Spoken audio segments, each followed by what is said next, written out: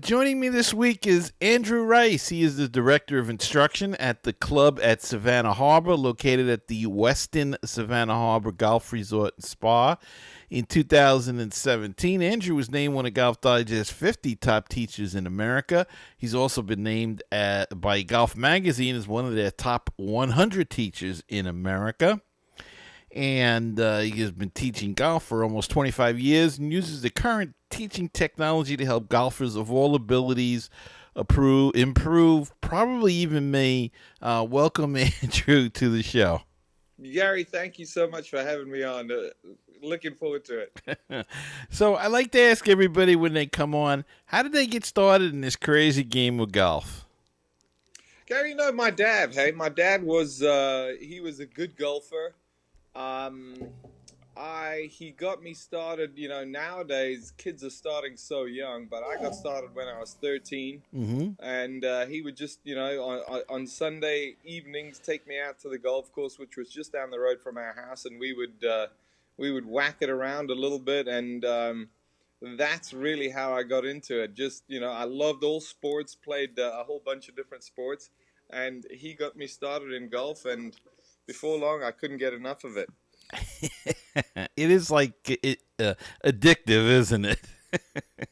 That it is, thankfully. Now, were you always planning on being a teaching pro, or were you ever considering going on the tour when you were younger, or how did that all come about? Gary, here's the deal. 99% of people in the golf industry, they did not plan on doing what they're currently doing. They wanted to play. Yeah. We all wanted to play, and I love that about the golf industry. Is it all started out with this, invariably teenage dream, and you love the game and you want to play and you're getting better, and man, I'd love to be a tour player, and you Mm-hmm. keep working and you keep getting better, and then you eventually, most of us, 99% of us, get to a point where we realize, hey, this isn't going to work out like I planned, but I Yeah. really love the game and I love the industry, so let's stick to what we know. And I imagine that I know a lot of golf instructors talk to one another and have been mentored by some. Who have been some of your influences and some of your mentors on your career?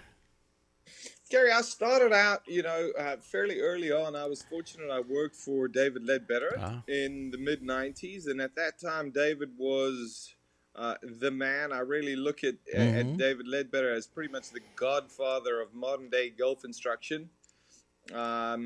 He did things that nobody else did at that time. Nowadays, we look at it and we go, "Oh, it's easy to go and research swings." Back then, you had to bust out, a book. You had to go and Yeah. buy a book in order to look at a golf swing. There wasn't this thing that we have called the internet, and so I would really say that my two greatest influences, certainly starting out, was David Ledbetter, and today it's the internet. What a tremendous resource. And I know a lot of people who are listening to this are going, yeah, I surf the internet for help, with my slice every day. The challenge for people is to know who and what to listen to. That's the hard thing, I think.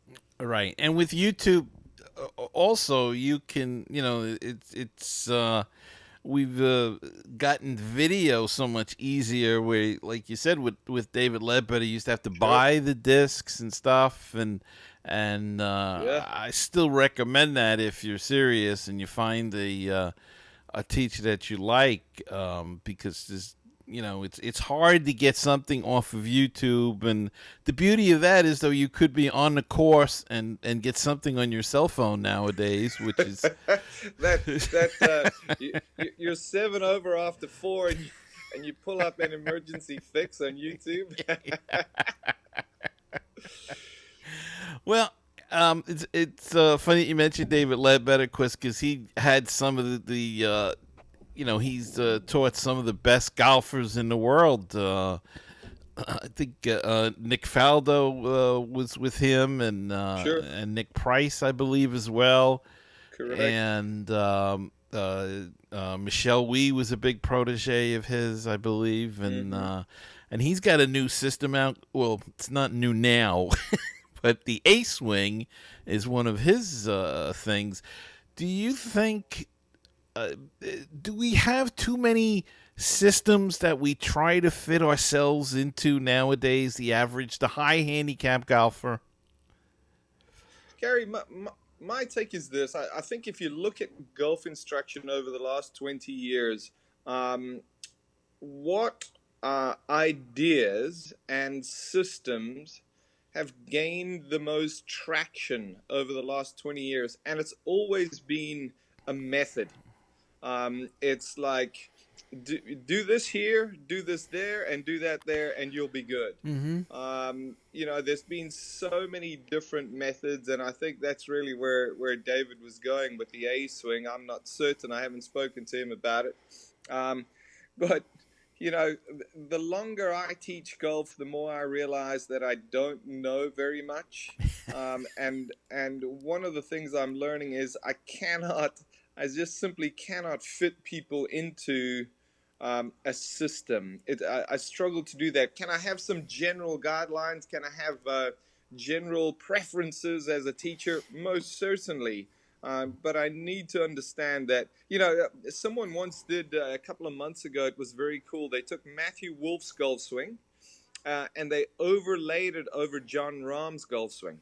Okay. Mm-hmm. And they stopped them at the top, and they you couldn't have had two more opposite swings. Mm. And then they stopped them halfway down, and their golf clubs were on top of one another. Mm. And I think ultimately that's a nice little message for people to understand is you can swing any way you want, but if you're getting that club to run into the golf ball the right way, if it's approaching the ball from the appropriate direction, now you've got a chance. Now you're going to start to do better. And it's not so much grip, posture, setup, although those do play a role. Mm-hmm. It really is the downswing. If I had a method and someone really held a gun to my head and said, Andrew, you're a method teacher, what's your method? I would say, yeah, it's a downswing method. Get your downswing good. Yeah. And it really, I guess, it just comes down to making hitting the ball impact, right? As long as you're square and as you said, you're downswing to get the momentum into the ball. No doubt about it. I mean, because you do have guys like you mentioned Matthew Wolf and of course Jim Furyk. Yeah. Nobody could copy that crazy swing. Correct. It's there's so many different. You look at the best players in the world, and they all swing differently. And so, how can one textbook or one method advocate for doing it this way? I would love to swing. I don't know about you. I'm sure you would too. I'd love to swing like Adam Scott. Woof. Okay, I cannot. I've tried. I cannot make it happen. But I can hit better shots. And when I get the club in a better position, the face in a better position on the way down, for me, I can hit better shots. I don't look like Adam Scott, unfortunately. I'll take Ernie Els too. He's got such a smooth swing as well. I'd take that too. That would work as well. I mean, I can do it when I practice, but then when I get to the ball, my practice swing is really nice. It's amazing. You're significantly under par with your practice swing. Oh, yeah, like me. When you deal with if you deal with a high handicap, as I imagine you must come across some once in a while, what do you find is the most common fault or mistake that a lot of high handicappers make? Gary, I'm going to talk about two separate topics, but I am going to answer your question here. I think, for people listening in, you're listening because you like Gary. You're listening because hopefully you can pick up a nugget and something for your game. And so I'm going to say this. I think when it comes to golf instruction, there are general principles and there are details. Okay. If you're listening to a podcast, if you're surfing on YouTube, if you're watching the Golf Channel, you should be looking for general principles and ways to practice and get better at general principles. What are they? Hitting the ball out the middle of the face, improving your club speed, getting the low point of your swing in front of the ball when you're hitting an iron. Those type of general principles. It's like that's true for every single tour player. Okay, they hit the ball consistently out a place somewhere close to the center of the face. Okay, it might not be perfect every time, but they're pretty good at the center of the face. Right. How are you doing there? Can you go and practice that? Go and work on that, most certainly. I think your question pertains a little more towards the detail side of things, and I try to stick to in my, details. Go and get your details from a qualified professional golf instructor, someone who really knows what they're doing. People who come to me, I'm going to give them details. I'm going to encourage them general principle wise, but I'm going to give them details. I would say the most common fault that I see on my lesson tee is golfers who have the club in a vertical or steep position in the early downswing. And now they've got to do something special in that quarter second that remains from the club being in that position to getting to the golf ball. They've got to do something special to make that ball finish at the target. And that, of course, is what throws a lot of us off. I think that's why we cast and slice. Exactly. That makes the golf swing so timing dependent. And you said, so one of your strong points, or one of you consider the most important aspect, is the downswing. Correct. What should we learn about the downswing that would help us in a nugget? Okay, I would say let's get two things, and they're interrelated.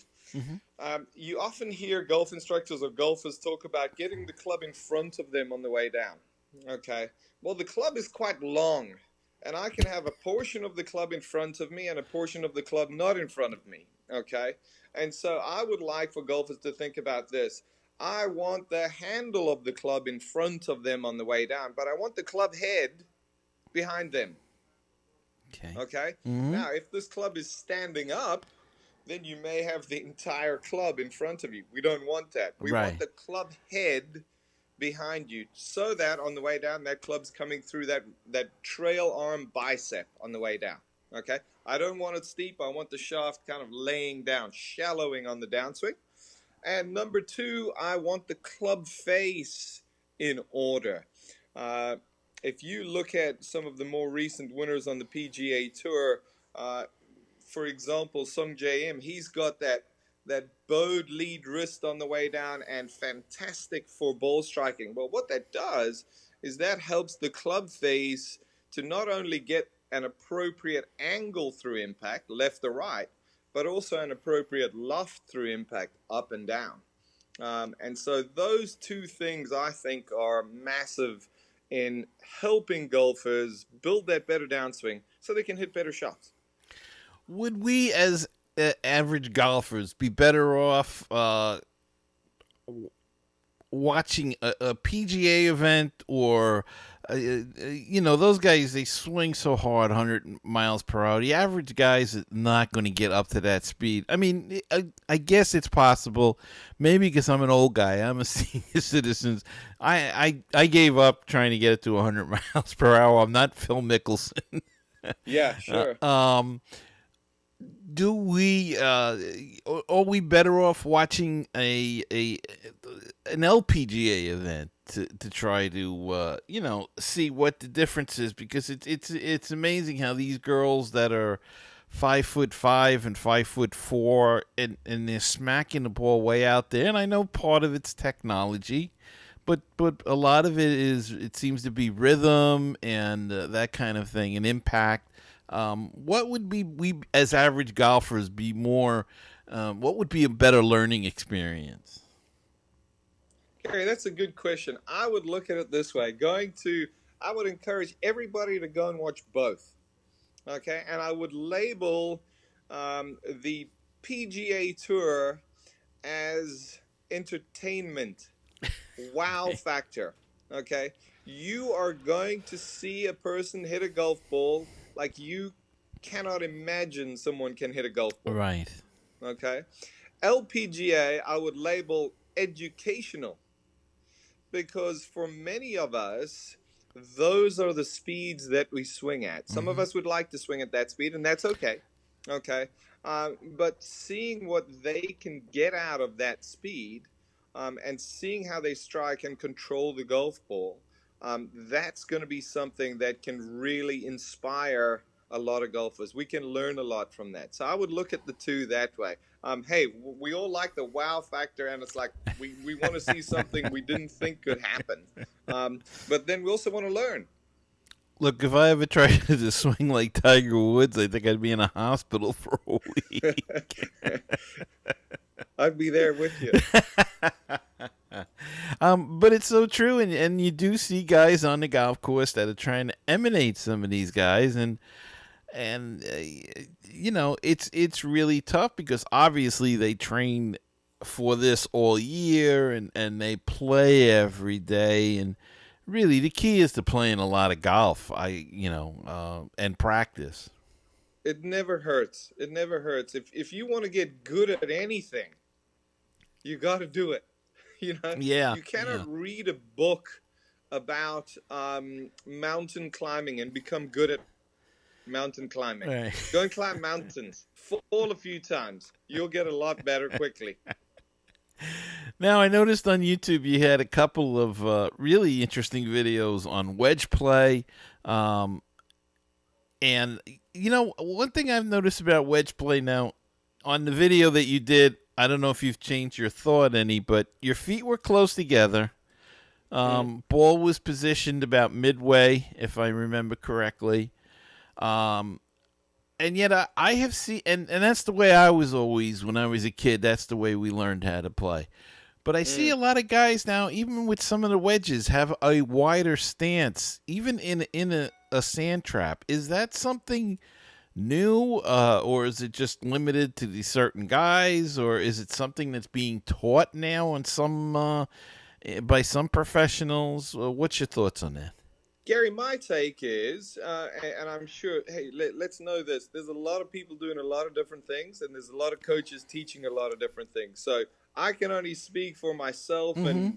and some of the coaches that I hang out with. I know when it comes to chipping, which is close proximity to the green, pitching a little bit further away, and sand shots, we've got three different stance widths.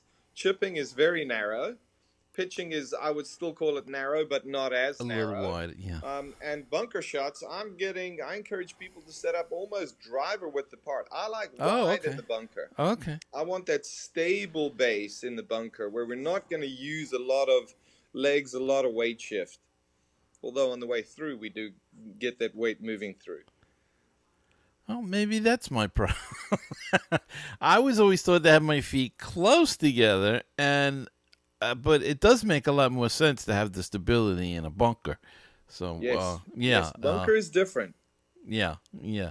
And the ball position, how much does that change if you're chipping nearby? If you want to hit a higher shot, do you move the ball further up in your stance, or and a lower shot back in your stance? Yes, I've got a very simple template that I share with people in my 3-day golf schools, Gary. Mm-hmm. It's low, medium, high. I want people to have options when we're close to the green. I think when we're pitching, for just the basic everyday golfer out there, if we've got one flight, one trajectory, that's cool. That's That's why fine. with pitching, I like Mm-hmm. the ball in the middle. With chipping, we should have some options, and I like a low shot, a mid shot, and a high shot. And the low one, stance width is the same for all three. Okay, narrow, club head width apart, club head width apart. Um, Ball position for the low one is back, big toe.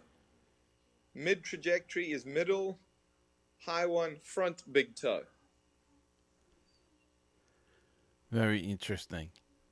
And that would and what club is there any club that you recommend, or just to get a club that you feel comfortable with chipping? Here's the problem with that idea, Gary, is I've run into a lot of golfers who love to chip with their 8 iron. Mm-hmm. Okay, they're going to struggle to hit a high chip with an 8 iron, and Right. so that's a little one-dimensional. I encourage golfers.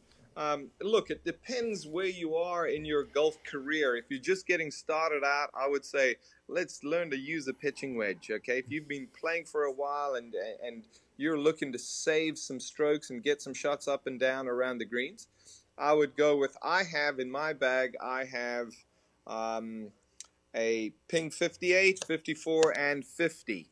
And so the 50 is my low chipping club, the 54 is my mid, and my 58 is my high club. So change clubs. I would actually encourage people to change clubs. I think it makes life easier. Mm-hmm. You've got these different lofts. Use the different lofts in your bag to facilitate different trajectories. Okay. Yeah. Well, I won't tell you what I use for chips. Sometimes I use a 5 iron. I like. And that's okay. For a low running a chip and run, more or less. Yeah. If you've got the shot in your arsenal and it works and you love it and it's a go-to shot, please keep doing it. Well, I don't have too many in my arsenal. So, if you could play with any foursome, your dream foursome, who would that be? Dead or alive? Dead or alive? Okay. I would play with. I'd have to put my dad in there. I'd go with Seve Ballesteros and Bobby Jones. Ah. Just the four of us.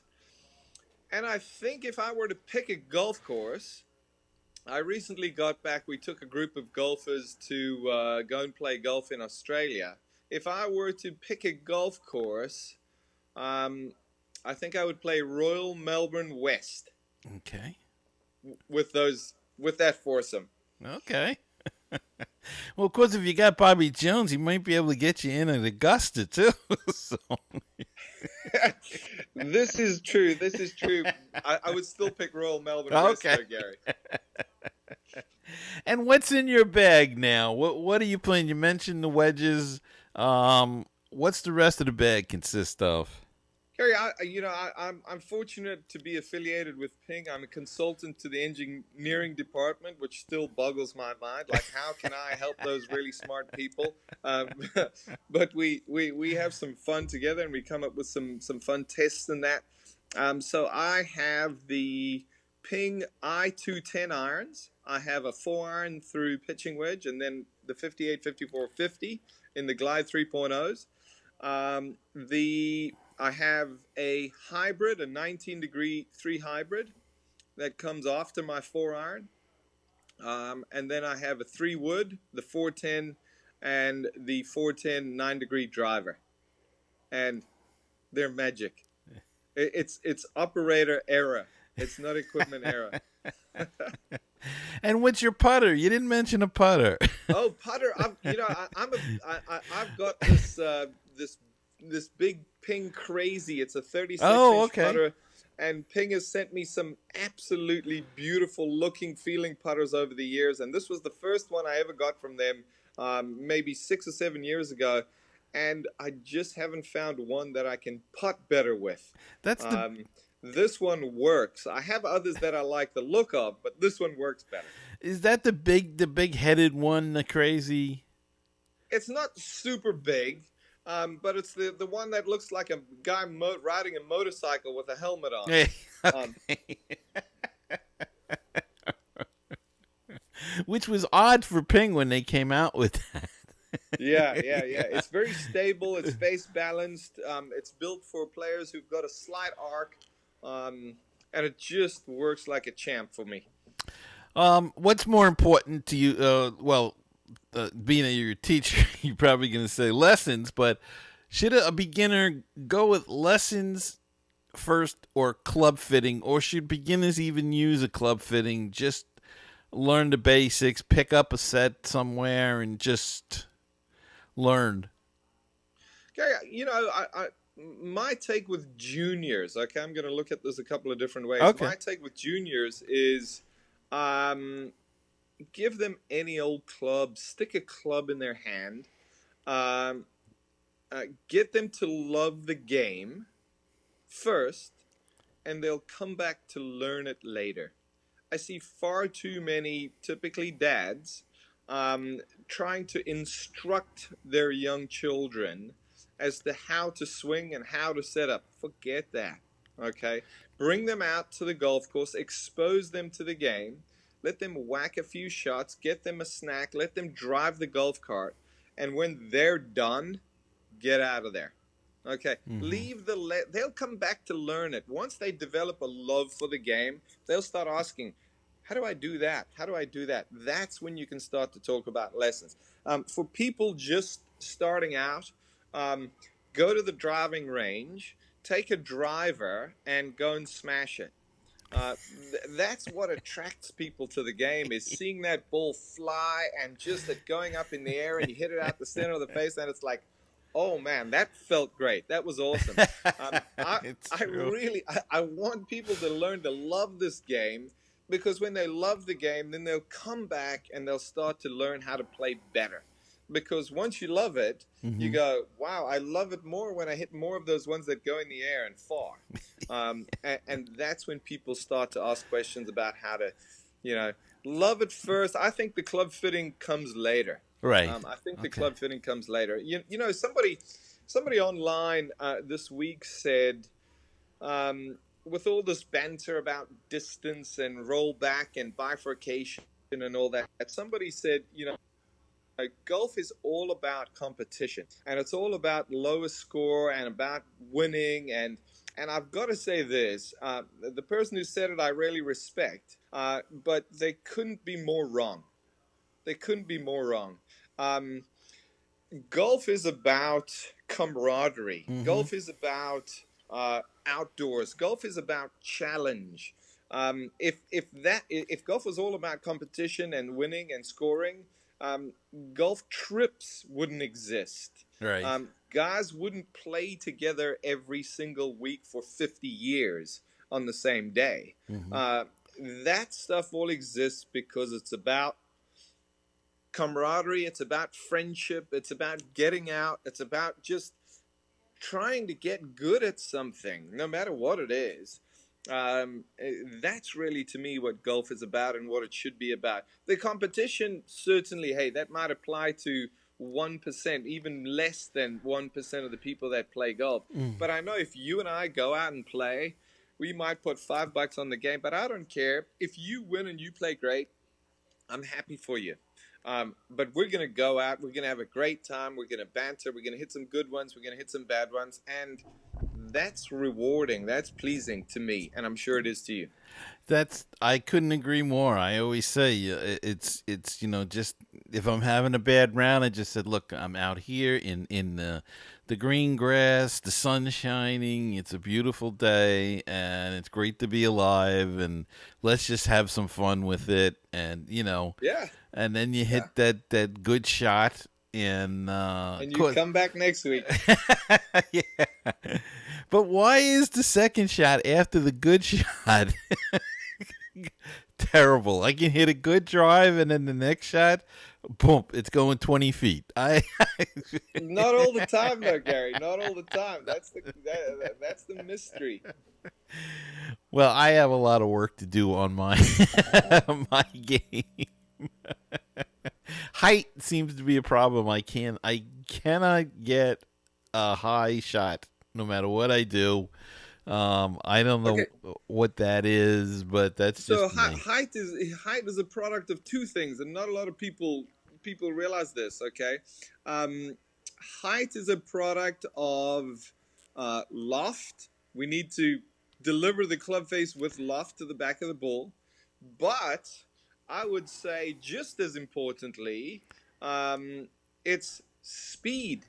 If you can get the ball to, Brooks Koepka hits the ball a lot higher than you or I. Yeah. Why? Because his ball takes off at 50 miles an hour more than ours, and so it keeps going up for longer. And that's the big difference. Mm-hmm. That's a big thing that people don't understand, and why. Right. As golfers age, they need to work more towards hitting the ball up so that it can carry and really get going out there. Instead of trying to get the shaft to lean forward, the hands ahead, de-loft the club, take a divot. We want to get the ball up and get it going. Yeah. That's what I need to work on that. And it's funny you mentioned taking a divot. I've never taken. Very rarely do I take a divot. And I don't. I think it's because I learned on a municipal course that was, how can I put this kindly? Not the best shape. There's a lot of dirt spots, and I guess I don't know. We didn't want to mark up the club, so we tried to, pick it. Yeah, and I can't correct that no matter what I do nowadays. But it's okay, That's okay. The divots are not a prerequisite for good shots, Gary. That's okay. But it does look neat, though. Oh, it looks so cool. And the ball goes high. Yes. But remember this, and a lot of golfers think this, okay? That hitting down makes a ball go up. That is 100% false. Getting the loft on the ball makes it go up. Okay. But hitting down actually imparts less of an upward force on the ball. How can something that's moving down make something go up? It doesn't work like that. Yeah. Okay. So actually, when people take divots, they tend to hit down more, and when they hit down more, the ball goes lower. And is that why they get so much spin on the green as well? From hitting down on it? No. They get spin from the friction created between the club face and the ball. Okay, and so they get a clean club face on a premium grade. They're not playing with those Wilson Ultras that they found in the pond, back on number 6. They're playing with proper golf balls, and they've got a lot of speed. And so when you have that good friction between the face and the ball, and they've got a lot of speed, the ball really kind of smashes into the face, and that's what creates all that spin. Mm-hmm. Well, this has been just a joy. I really enjoyed the conversation, and now it's time for you to plug whatever you want to plug. AndrewRiceGolf.com. Go ahead. Gary, I got to tell you, before we go any further, I wanted to ask you how your brother played. This weekend was the Hyundai event. I wanted to ask you how your brother played in the Hyundai event. My brother?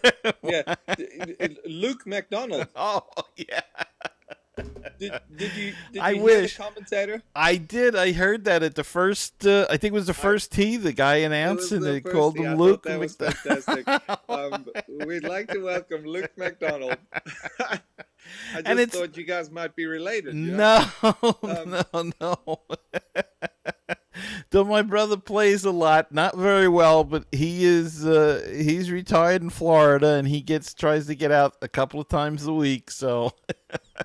Okay, good. Gary, if people look for me on Andrew Rice Golf online, you're going to find me. My website is andrewricegolf.com. We put on some fabulous 3-day golf schools at the Western Savannah that run mostly during the spring and a few in the fall.